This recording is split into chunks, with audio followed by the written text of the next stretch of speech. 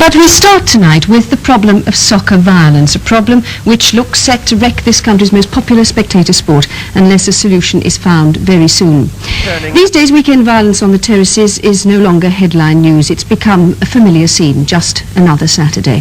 This week, the Football Association are expected to announce what penalties they're going to impose on Derby County and Leeds United for the incidents in which visiting Leeds United supporters ripped 800 seats from the stands.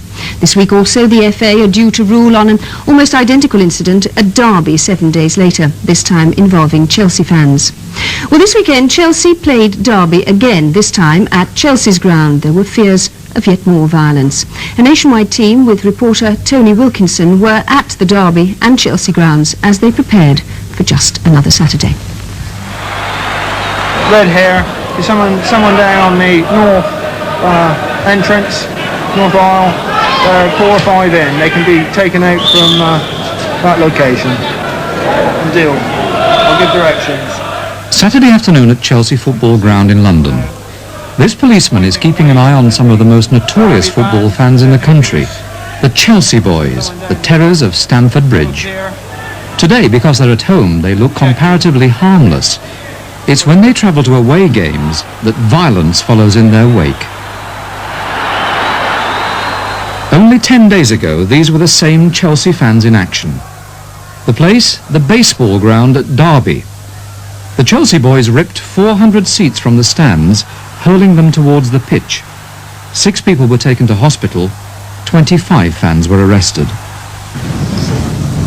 The home club, Derby County, claimed that most of the seats had been ripped out systematically throughout the game, and that the Chelsea supporters were only waiting for the excuse to riot. After all, it was only a week since Leeds United supporters had ripped up another stand at Derby, causing £20,000 worth of damage. The Chelsea fans, Derby argued, couldn't bear to be outdone. As for the Chelsea boys themselves, they had their own explanations. What happened in Derby? Well, there was a lot of things happened. Yeah. I mean, alright, yeah, there was fights and everything, right? But nothing was said on the telly about, or in the press about, Derby throwing coins at our players. I mean, Jay Jones is running about with blood all over him. Nothing was said about that. It was just about how Chelsea had wrecked the seats. Did you see seats being pulled Yeah, I up? mean, I nearly got hit by them. I was in the seats themselves and I wasn't being nearly hit by them. What was going on? It was just a small minority that started ripping the seats out. But it takes quite a lot of force to rip a seat out. It doesn't. They're cracked, yeah. They are pathetic seats. Plastic seats. They're rubbish. Yeah. You have a look down that road now. Once upon a time it'd be full. Because everybody's so scared to come here now that no one comes, do they? Come on. That's right. Got to be truthful about it. What's the reason they're scared? Oh, come on. Trouble. Well, it's trouble, isn't it? Chelsea last week, Chelsea every bloody week, Every isn't it? Last Friday, a Football Association commission found Derby guilty for failing to take enough precautions against the Leeds fans who rioted 2 weeks ago. Derby's chairman, Mike Watterson, was told that he should have segregated the visitors from the home supporters. This week, the FA will consider how much blame Mr. Watterson's club must take for failing to stop the Chelsea boys emulating the violence of Leeds. It may seem harsh to blame home sides at all for the mayhem caused by visiting fans, but it's arguable, as our report will show, that clubs can adopt defensive strategies which prevent violence. Perhaps Derby had some lessons to learn from the very club which caused all the trouble at its last home game, Chelsea. Ken Bates is the chairman of Chelsea. It was he who tried in vain to calm his rioting fans at Derby, but he thinks the home club had already made too many mistakes. We had an awful lot of supporters. I don't think they expected anything like the number of people that turned up. We had 5,000 or 6,000 Chelsea supporters there, and it's quite clear they weren't expecting anything like that number. We've had a lot of complaints from supporters who were there from 2 o'clock and didn't get into the game until 3:30. After it started? After it started. Well, that in itself creates bad temper and ill feeling. Oh, that is complete nonsense. A train arrived late. They arrived at the ground late. Quite a lot got in for nothing and were let in for nothing because they'd arrived late. People like that will just use any excuse as a reason for coming and causing damage. Another thing is that the stewarding appeared to be a bit lax and people were able to move from one place to another without being properly supervised and controlled, which is something which wouldn't happen here. I think you've got to remember one thing, that we have stewards at this club, the same as every other club, or the majority of other clubs. How can you expect a man who does a job for a football club because he loves the football club, for the few pounds that he's paid on a Saturday afternoon, to become involved in the kind of violent scenes that we've seen quite recently? You can't expect that. It's not possible. There is no one can tell me that an army of 5,000 people from London came with the explicit reason of watching a game of football. They were standing up for the last 15 minutes of the game with the seats in their hands. They just came to wreck the place, and everyone just stood there and watched it happen. If there are any coaches, then some of you will be escorting the Derby supporters back to the coach park. Just after midday at Chelsea's ground on Saturday, and by a cruel coincidence, the club is to play Derby again, only a week after the last violence. There are fears that the Derby fans will seek revenge.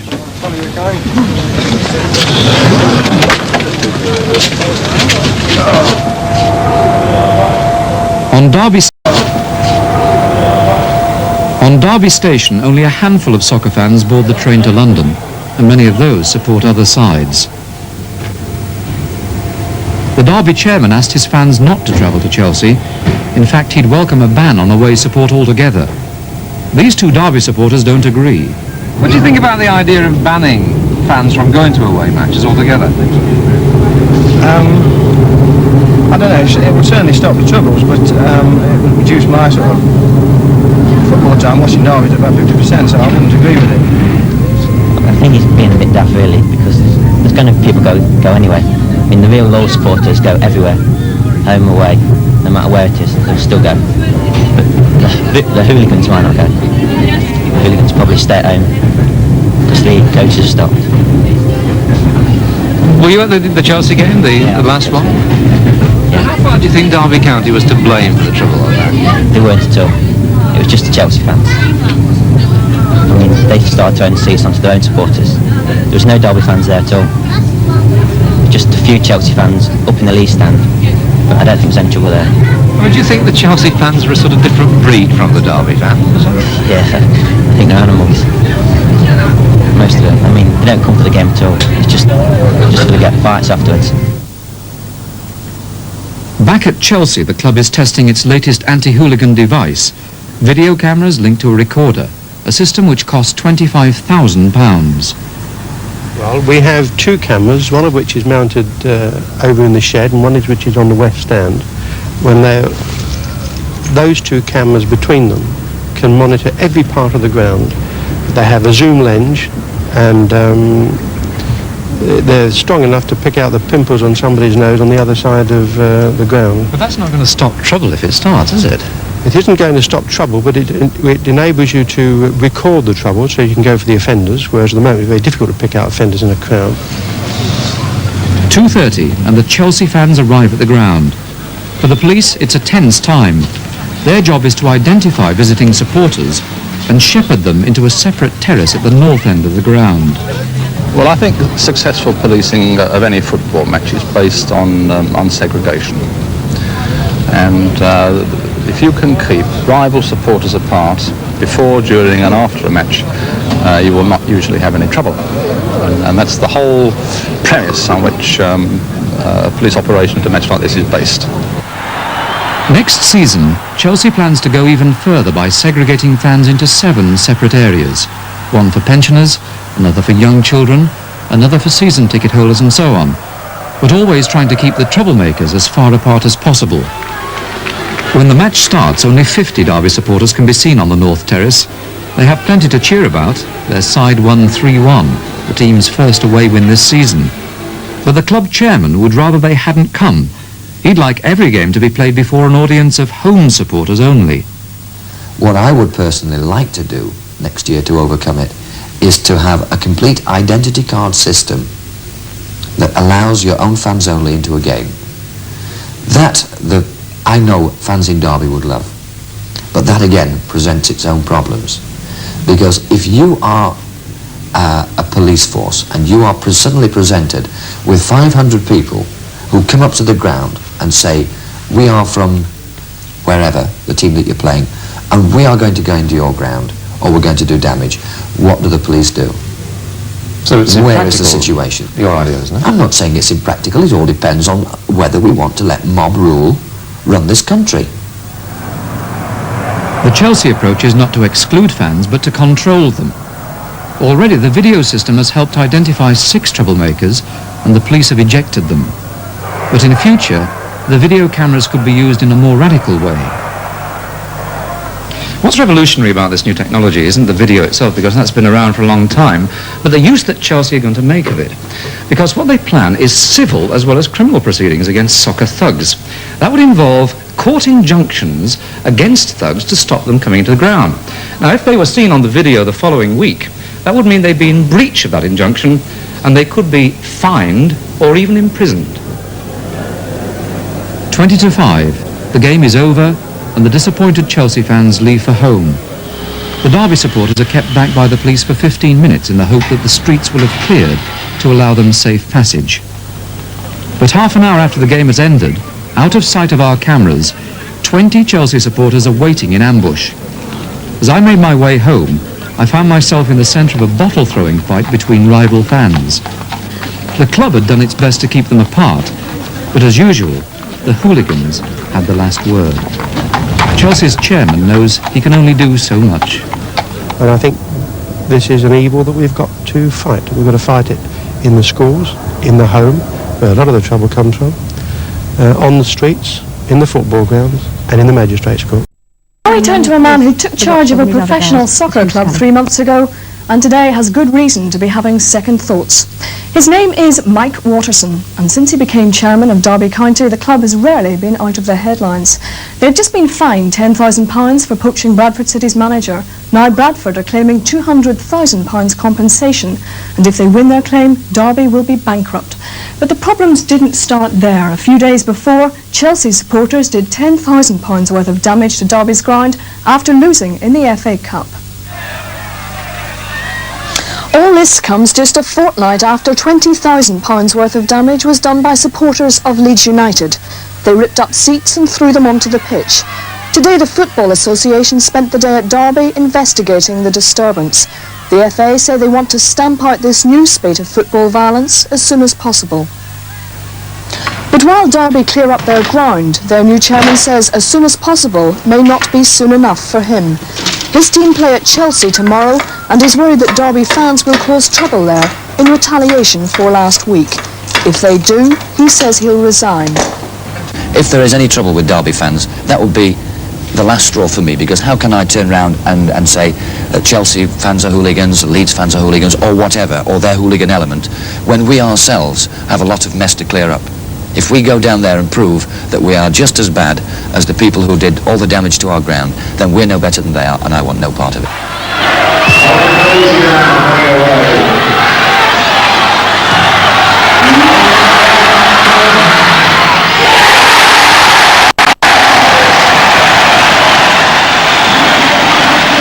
Soccer 6, football for all the family, is the league's answer to the hooligan element and declining gates. It was screened on television for the first time last week. The 14,000 who went to see this variation of the sport won't cover the cost. The money comes from sponsorship. But that could point the way out of the current mess of football finance. Just after the war, 40 million people a season went to football matches. Now it's down to 20 million. That drastic drop in gate money has stretched clubs to breaking point. Last year, 3 clubs went broke. This year, the vast majority are making heavy losses. But could they handle their finances better? I don't think enough emphasis is paid on to financial control at clubs. And I think it all boils back to the problem of the lotteries and when they were successful, and the transfer fees, and even third division clubs paying £150,000 and £200,000 for a player, with average attendances of about 5,000. To me, that is just absolute financial suicide. Do you expect to make any money out of football? You are a businessman. Yeah, as I said, I do this for fun. No, you can't make money out of football. And now, ladies and gentlemen, the champions of the North American Soccer League, the Cosmos. In the United States, football comes consumer packaged, with pre-match entertainment, all-seater stadiums, bright lights, big stars. Football is razzmatazz. With the recession, some American clubs have come up against money problems. But it's still all a far cry from the drabness of the traditional British football ground. Derby County were used to gates of well over 30,000 when they were in the First Division a few years ago. Now they average 10 to 11,000. So why are fans staying away? People today generally are much harder to please than they were 20 years ago. I think there is so much more happening now. There is so much more entertainment. You've got the big television factor that perhaps 20, 25, 30 years ago you didn't have. Isn't it true that football hasn't moved with the times? It hasn't changed? Oh, how can you change a basic game? I mean, basically the game is football. Excuse me, can you tell me, do you ever go to football on a Saturday afternoon? No, boring. I've gone occasionally to some good matches. You see a good, decent match now and again, it's okay. But basically, it's a trouble, I would say. Do you ever go to football on a Saturday afternoon? No. Why not? Too expensive.